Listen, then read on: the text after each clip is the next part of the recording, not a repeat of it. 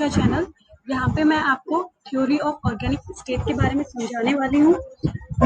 Theory of organic state क्या है, उसकी उत्पत्ति कैसे हुई और उस पर क्या क्या किसने व्यूज दिए, क्या किसने उसको चैलेंज किया, और लास्ट में हम लोग एनालिसिस करेंगे पूरा लेक्चर का। तो सबसे पहले हम स्टार्ट करते हैं अबाउट से।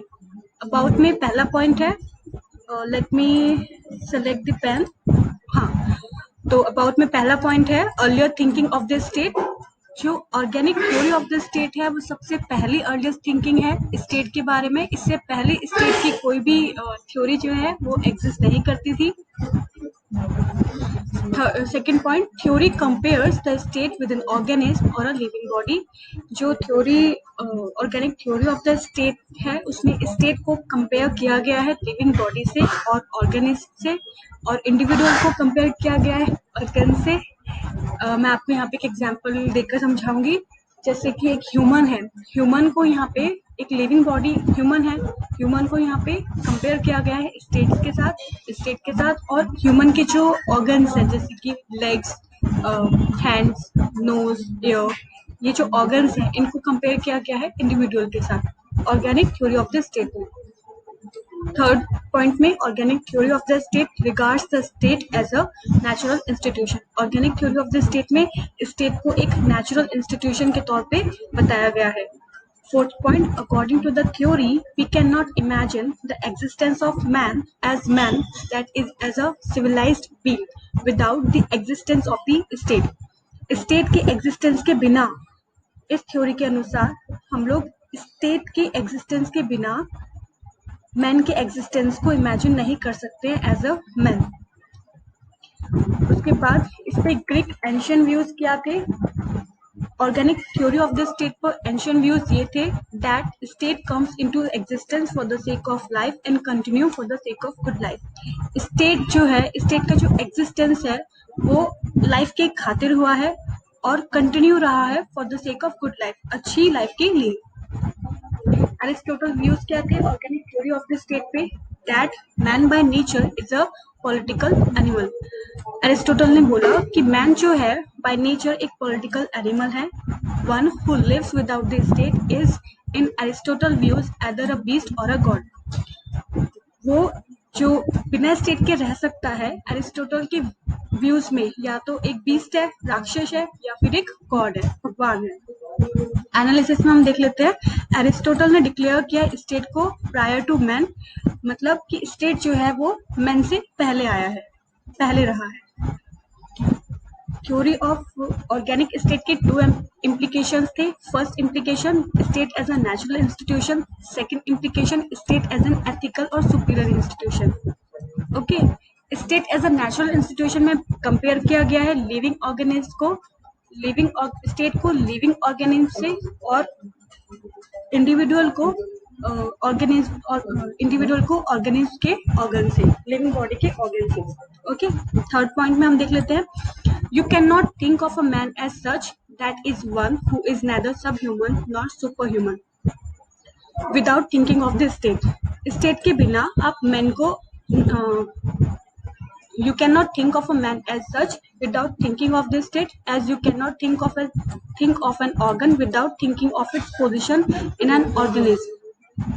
बिना स्टेट की थिंकिंग के आप मैन को नहीं सोच सकते। जैसे कि एक ऑर्गेनिज्म में ऑर्गन की पोजीशन को आप नहीं, जब तक कि आपको पता ना चल जाए कि ऑर्गन की पोजीशन क्या है ऑर्गेनिज्म में, इसी तरीके से आप मैन को नहीं सोच सकते without the thinking of the state की थिंकिंग के बिना।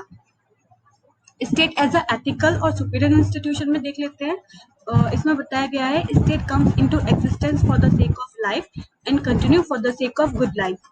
स्टेट जो है उसका एग्जिस्टेंस रहा है अच्छी लाइफ की खातिर और कंटिन्यू रहा है अच्छी लाइफ के खातिर, जिसमें स्टेट को बताया है is an instrument of the good life. State को इंस्ट्रूमेंट बताया है गुड लाइफ का। थर्ड पॉइंट में देख लेते हैं, state in a living in a state helps man not only survive but also secure an excellence life.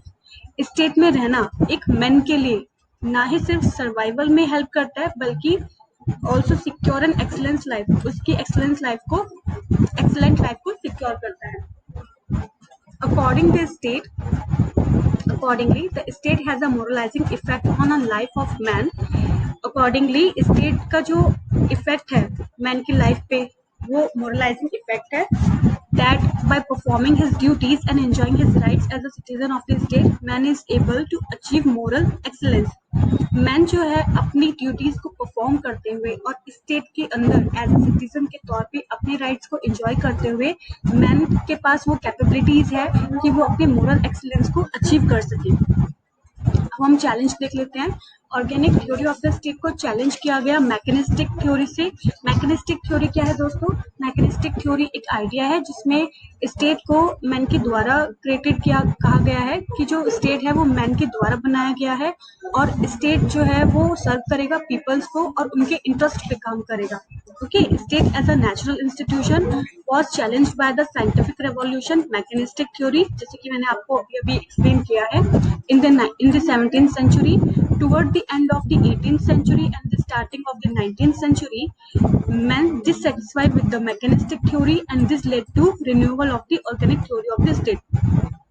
18वीं शताब्दी के अंत में जब 18वीं शताब्दी खत्म होने वाली थी और 19th सेंचुरी स्टार्ट होने वाली थी तब मैन जो है वो organic theory of the mechanistic theory से डिससेटिस्फाई हुआ और यही dissatisfaction organic theory of the state को रिन्यूअल करता है। एनालिसिस देख लेते हैं हम organic theory of the state का।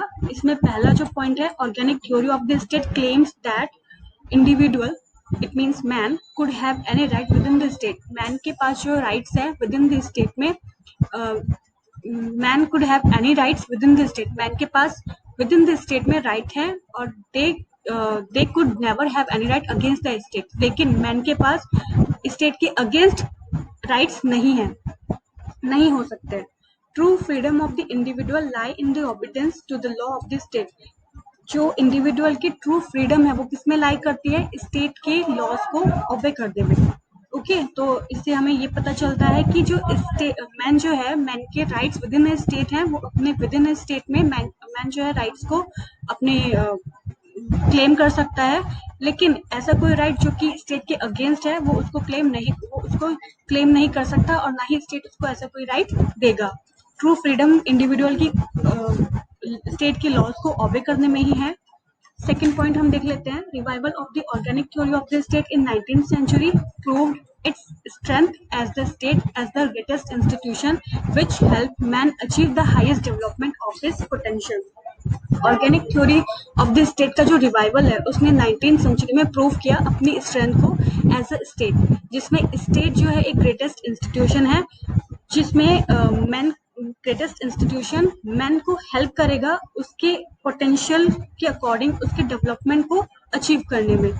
थर्ड पॉइंट हम देख लेते हैं। अंडर दिस थ्योरी, ये एक नेगेटिव पॉइंट है। Under this theory, man is completely overshadowed by the state. His personality is submerged in the personality of the state. Organic theory of the state में man की जो personality है, man जो है वो कम्प्लीटली ओवरशैडो हो गया और मैन की पर्सनैलिटी भी एक तरीके से सबमर्ज्ड हो गई पर्सनैलिटी ऑफ द स्टेट में। फोर्थ पॉइंट हम देख लेते हैं। This theory reduce the liberty of the individual to obedience to the command of the state.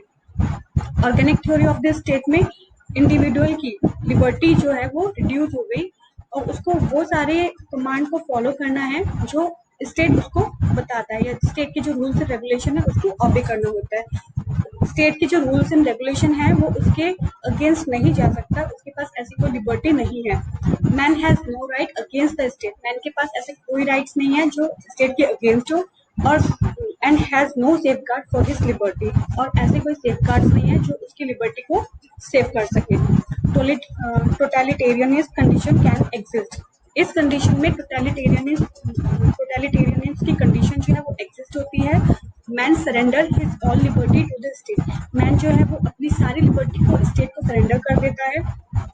Government become the complete master of the man, और इस theory में government जो है वो कंप्लीट मास्टर बन जाती है मैन की। फिफ्थ पॉइंट देख लेते हैं। फिफ्थ पॉइंट पे ये है दोस्तों, दिस थ्योरी इज अनडेमोक्रेटिक। ये भी एक नेगेटिव पॉइंट है। Organic theory of the state undemocratic है और इसमें डिनाइल ऑफ इक्वालिटी हो सकती है। ये आपको जो मैंने अभी लेक्चर दिया है organic theory of the state पर है। अगर आपको ये लेक्चर पसंद आता है तो please do like, share to like, share, comment and subscribe. और अगर आप ऐसे ही मेरे लेक्चर्स आगे नए टॉपिक्स पे, PSIR के नए टॉपिक्स पे एक्सप्लेनेशन चाहते हैं या डिस्क्रिप्शन चाहते हैं जिसमें मैं आपको अच्छे से समझा पाऊँ, तो प्लीज़ बने रहिएगा मेरे इस चैनल के साथ और बेल आइकन दबाइएगा मेरे आगे आने वाली वीडियोस की नोटिफिकेशन को पाने के लिए। इस लेक्चर को देखने के लिए थैंक यू दोस्तों, बाय।